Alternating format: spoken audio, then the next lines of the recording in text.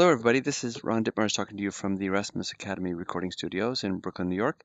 And this is the beginning of a series on this story called Der Milchmann. And it's in a book entitled, as you see at the top on the screen there, Der Weg zum Lesen, The Way to Reading, by Van Horn Vale and Kimberly Sparks out of Middlebury College. And we're using it today because it shows you a very interesting model of understanding the sentence structure and grammar of German. It has three stages of exercises. One where you supply the right verb form. The second where you supply all the different endings that fit or are required in a sentence. And then the third stage is translating actually from the English translation back into the German. But we're going to just look at some of those examples as illustrations of this approach and focus on the text that you see on the screen primarily. And today we're happy to have our guest speaker, Jeff. Jeff, you want to introduce yourself? Hi, my name's Jeff, and I've studied German on my own for a couple of years, mostly using cell phone apps. And I'm pleased to be learning German with the Erasmus Academy today. Great. Okay. All right. So let's go ahead. I'm just going to move this text down so you can see some of the vocabulary at the bottom. Sorry for it being a little bit slanted. So let's read together. And so I'll read the sentence out loud, and Jeff will repeat after me. And please repeat with Jeff to get a sense of the flow of the sentence, the pronunciation of the words.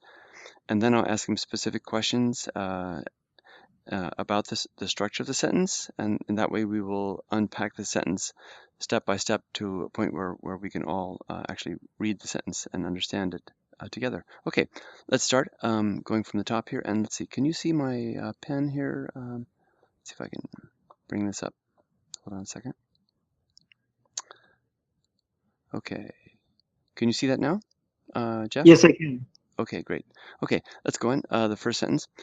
Der Milchmann schrieb auf einen Zettel, heute keine Butter mehr, leider. Everybody? Der Milchmann schrieb auf einen Zettel, heute keine Butter mehr, leider. Okay. So, and this is a kind of a hard word to pronounce, Milch. It's very difficult for anybody to pronounce. So in this first sentence after the colon, where's the verb, Jeff? Schrieb. Good. So we put a box on the verb, and this happens to be a strong verb. The infinitive is schreiben. So this means, and you always have a vowel change in strong verbs. So this means he wrote, and so the milkman wrote. And then auf takes accusative, which means that's onto a piece of paper. Let's see. Okay, do you want to just translate those first two lines up to lighter? The milkman wrote on a slip of paper, today, no more butter, unfortunately. Good. So leider means unfortunately. Going on, Frau Blum las den Zettel und rechnete zusammen. Everybody? Frau Blum las den Zettel und rechnete zusammen. Good. Before the un, where's the verb? Las. Good. And this comes from lesen, another strong verb, which has a change as it moves from the present tense to the past tense. So Frau Blum read. Now, where's the direct object? Before the und? Zettel? Den Zettel, yeah. So, and you would know that this Zettel now is a masculine noun because it's den. If this were feminine, it would be die, and if it were neuter, it would be das, simply. So, Mrs. Blum, we'll call her Frau Blum, read the piece of paper and rechnete zusammen, and this is added it up together. Rechnen means to calculate, and calculate it together or added it up. Next verb, go on. Schüttelte den Kopf und rechnete noch einmal. Everybody? Schüttelte den Kopf und rechnete noch einmal. Dann schrieb sie. Dann schrieb sie. Good. Okay, so going from this comma here, and I hope to sort of mark out where we're looking at the particular line we're looking at by that way. This is a weak verb. It just adds the te. So she shook her head. And sometimes German, you don't have the possessive pronouns, but just den Kopf. Literally, she shook the head, but you have to supply her head for idiomatic English. And and rechnete and calculated once more, noch einmal. Dann schrieb sie, here's another verb, same, and then she wrote, going on, 2 Liter, 100 Gramm Butter. Everybody? 2 Liter, 100 Gramm Butter. Sie hatten gestern keine Butter und berechnete sie mir gleichwohl. Sie hatte gestern keine Butter und berechneten sie mir gleichwohl. Okay, so she wrote 2 liters, obviously of milk, 100 grams of butter, but then in the note that she wrote, sie, so she's referring to the milkman in the formal sense, not du, but sie, and you, and then where's the verb up to the und, Jeff? Hatten. Good. Past tense, she had yesterday, or I'm sorry, you had, referring to the milkman, you had yesterday no butter, keine Butter, and you and you charged me for it, i.e. the butter. This is the direct object, sie, nonetheless, gleichwohl. Okay, going on. Am anderen Tag schrieb der Milchmann, everybody? Am anderen Tag schrieb der Milchmann Entschuldigung. Entschuldigung. So this is what he wrote, and Schuld means guilt or debt, and Entschuldigung means excuse me, basically as a very common expression. So on the other day, this is dative, on the other day, again here, she wrote, or sorry, the milkman wrote, excuse me, going on. Der Milchmann kommt morgens 4, everybody? Der Milchmann kommt morgens 4. Frau Blum kennt ihn nicht. Frau Blum kennt ihn nicht. Man sollte ihn kennen, denkt sie oft. Man sollte ihn kennen, denkt sie oft. Great, okay.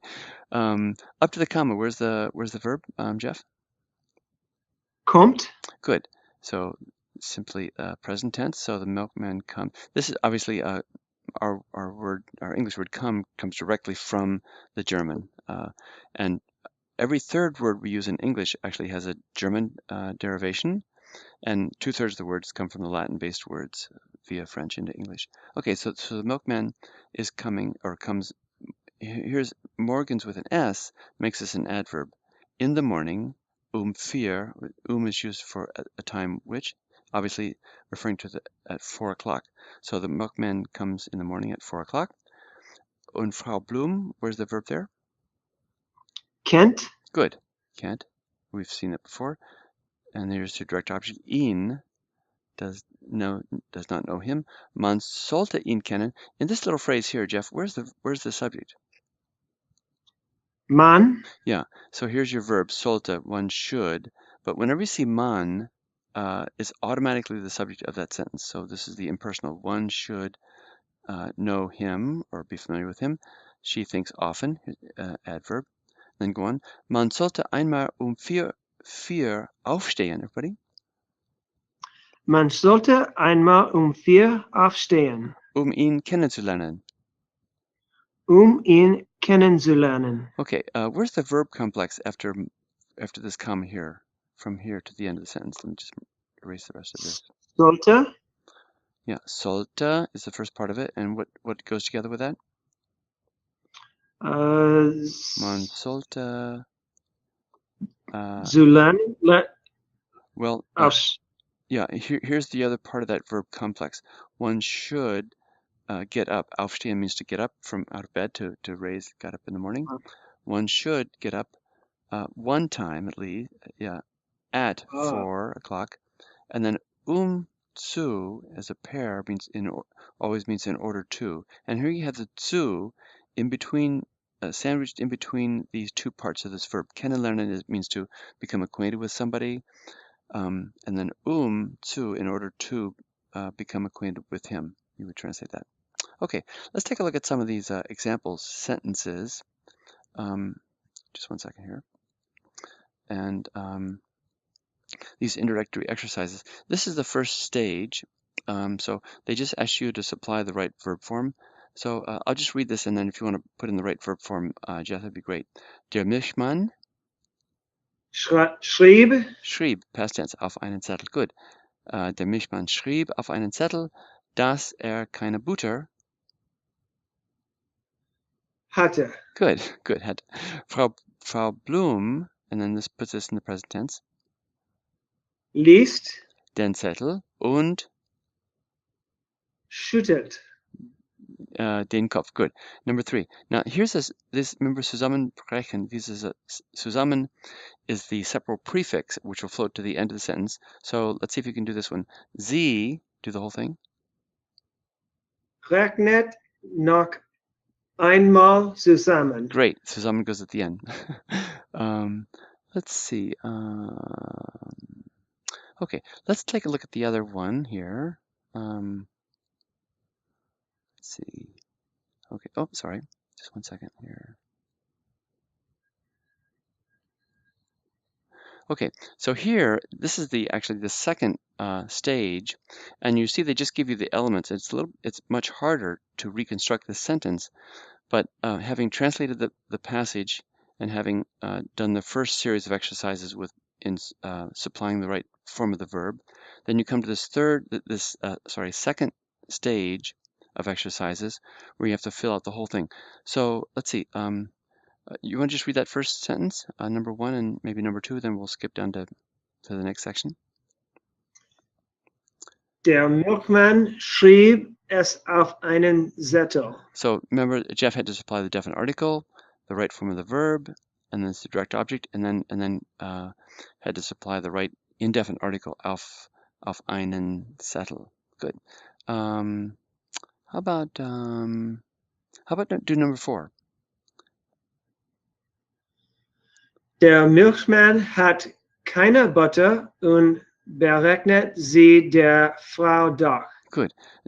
Keine, so it means that this is a feminine noun, which it is. So it's keine instead of keinen, etc. How about doing number 1 down here, expressed in German? Der Milchmann schrieb es auf einen Zettel. Perfect. Great. So, I mean, in the course that is taught often, if you have composition exercises, that's really the best way to improve in reading skills. And so this is a way to get to that point. Okay, thanks so much for tuning in, and hope you tune in for the next session on the Mr. Milkman. Okay, thanks a lot. Take care. Bye-bye.